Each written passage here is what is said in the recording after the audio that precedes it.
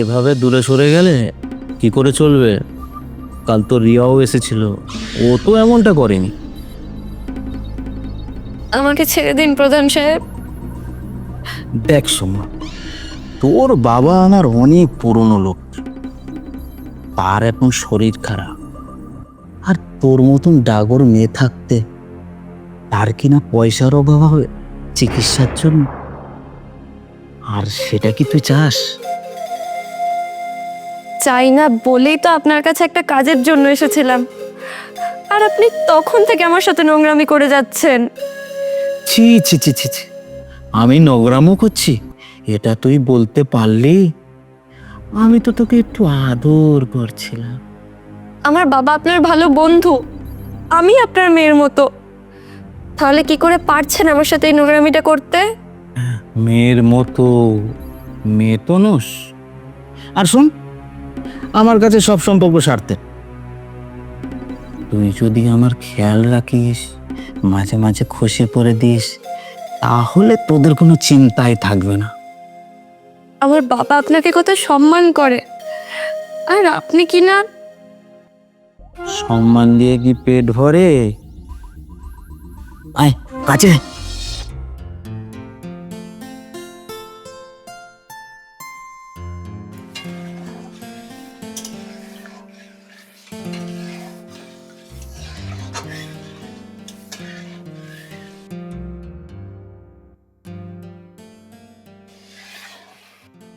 দীপা, আমি একটু বেরোচ্ছি। কোথায় যাচ্ছ এখন? এই প্রধানের ঘর থেকে একটু ঘুরে আসি। আচ্ছা, তোমার কি একবারও মনে হয় না তুমি পাপ করছো? মনে হয় দীপা, কিন্তু কি করব বলো, টাকা রোজগারও তো করতে হবে। চাই না, চাই না আমার অমন টাকা, ওই পাপের টাকা।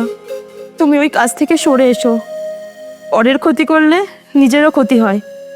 তোমার জন্য, শুধুমাত্র তোমার জন্য আজকে আমাদের ছোট্ট ছেলেটা আমাদের কাছে নেই। ঠিক আছে দীপা, ঠিক আছে, আমি আজকে থেকে মানব প্রধানের আর কোনো কাজ করব না। এখন আমি আসছি।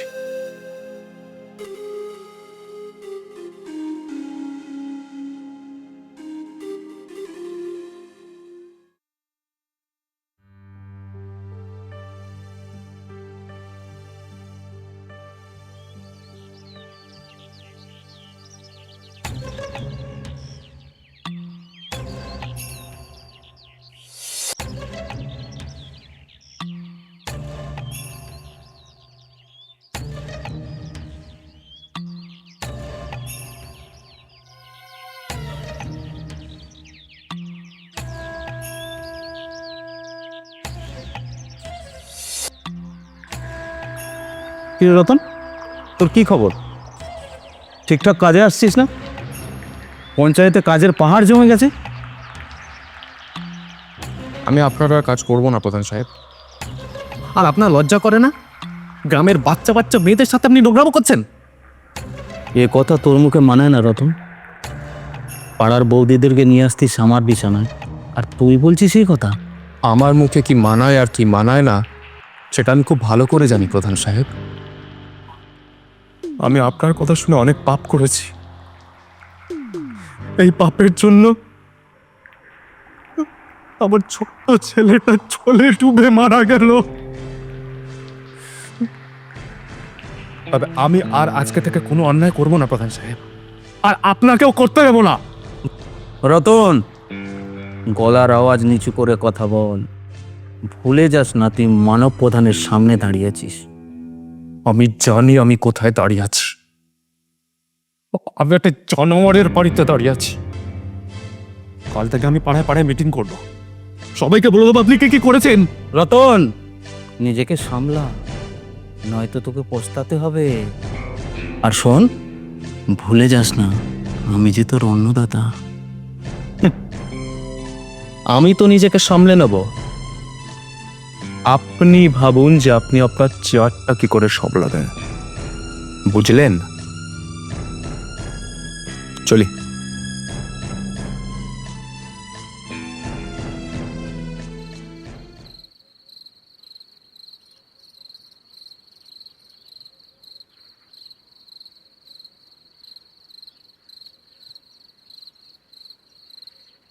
আচ্ছা দাদা, ওই বাড়ির রঙের কাজটা কত দূর? প্রায় হয়ে এসছে, ভোটের আগেই ঢুকে যাব।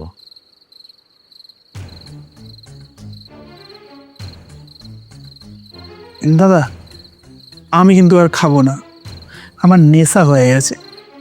আচ্ছা ঠিক আছে, খেতে হবে না। আচ্ছা সুকান্ত, তোকে যে আমার একটা কাজ করে দিতে হবে। কি কাজ করতে হবে বলো না দাদা, আমি তোমার জন্য সব করতে রাজি আছি। তুমি আমাকে জেল থেকে ছাড়িয়েছো, তোমার কাছে কাজ দিয়েছো, তোমার জন্য আমি যদি কিছু করতে পারি নিজেকে আমি ধন্য মনে করব। রতনকে দুনিয়া থেকে সরিয়ে দে। এই দিনটার অপেক্ষাতেই তো ছিলাম দাদা, শুধুমাত্র তুমি না করেছিলে বলে ও আজ পর্যন্ত বেঁচে আছে। তোকে তো আমি বলেইছিলাম তোর দিন আসবে, অপেক্ষা কর। তোকে মিথ্যে কেসে ফাঁসানোর প্রতিশোধটা নিয়ে নে। আর শোন, ওকে এমন ভাবে মারবি যাতে কেউ বুঝতে না পারে যে কাজটা আমাদের। সামনে ভোট, কথাটা মাথায় রাখিস।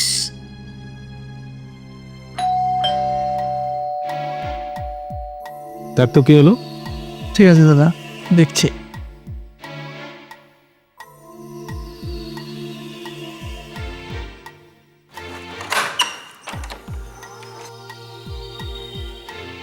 দাদা, সময় এসছে। ভিতরে পাঠিয়ে দে। আর শোন, তুই এখন বাড়ি যা, তোর সাথে পরে কথা বলে নেবো। ঠিক আছে দাদা, যা শোন, তুই ভিতরে যা।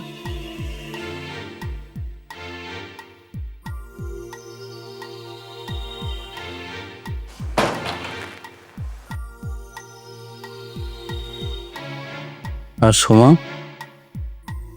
তোর বাবার শরীর কেমন আছে? আগের থেকে এখন অনেকটা ভালো আছে। আমার শরীরটা কেমন বম করছে। আয় কাছে আয়, আমার শরীরটা একটু ঠিক করে দে।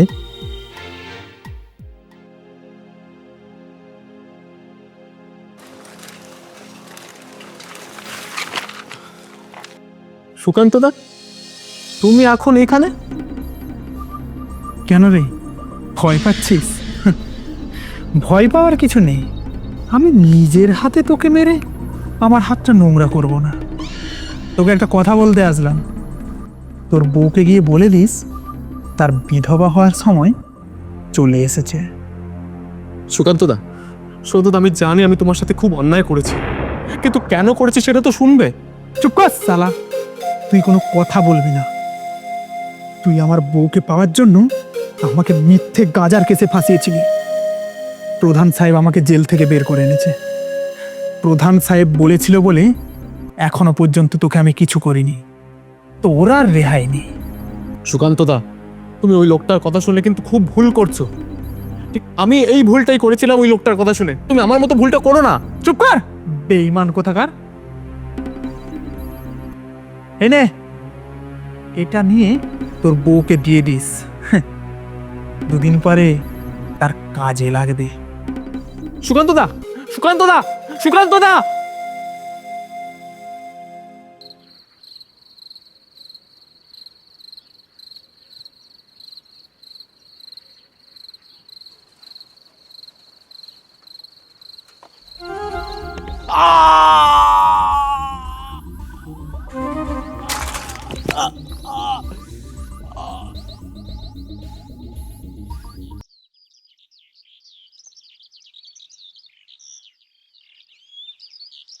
সালাম আলাইকুম আলম সাহেব। ওয়ালাইকুম সালাম। তা হঠাৎ? বিরোধী দলের লোক আমার বাড়িতে? একটা ভালো খবর দিতে এলাম। বিরোধী দলের লোক আমার বাড়িতে এসছে ভালো খবর দিতে।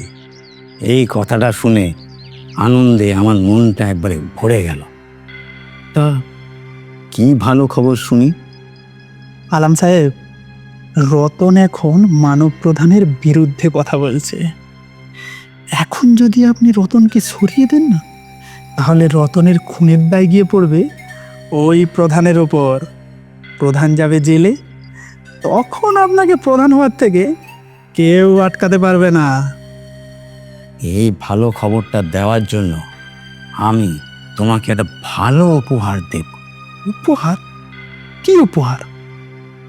তোমাকে জেলে পাঠানোর জন্য কে দায়ী জানো সুকান্ত?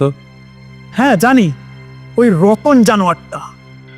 না সুকান্ত, তোমাকে ভুল বোঝানো হয়েছে। তোমাকে জেলে পাঠিয়েছে ওই মানব প্রধান তোমার বউকে পাওয়ার জন্য। আলাম সাহেব, আপনি রতনকে সরিয়ে দিন, আর ওই প্রধানকে আমি দেখে নিচ্ছি। আসছি আমি।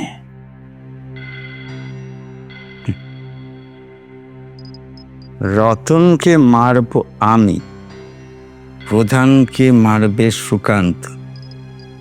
প্রধানকে মারার জন্য জেলে যাবে সুকান্ত। আমার রাস্তা পরিষ্কার।